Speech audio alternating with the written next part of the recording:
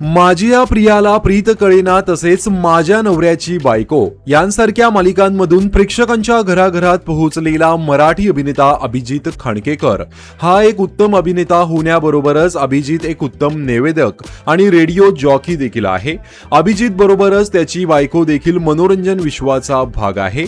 अभिजितची बायको सुखदा खांडकेकर देखील प्रसिद्ध अभिनेत्री आहे। अनेक मराठी मालिकांबरोबरच हिंदी मालिकांमध्येही सुखदाने काम केलं आहे। ही नवरा बायकोची जोडी मनोरंजन विश्वात काम करते। पण अभिजितची बायकोच नाही तर अभिजितची मेहुणी देखील अभिनेत्री आहे।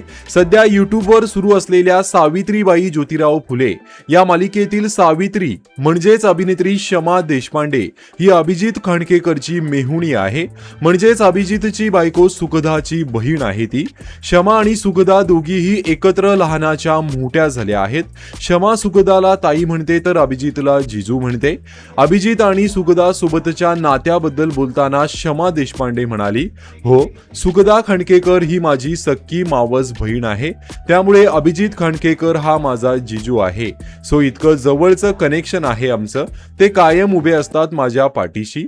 म्हणजेच आता मुंबईत जेव्हा मी एकटी राहत होते तर त्यांचं असं लक्ष होतं की आमचं लक्ष आहे तुझ्यावर, काळजी करू नकोस, असे शमा देशपांडे अभिजित आणि सुखदा बद्दल म्हणाली।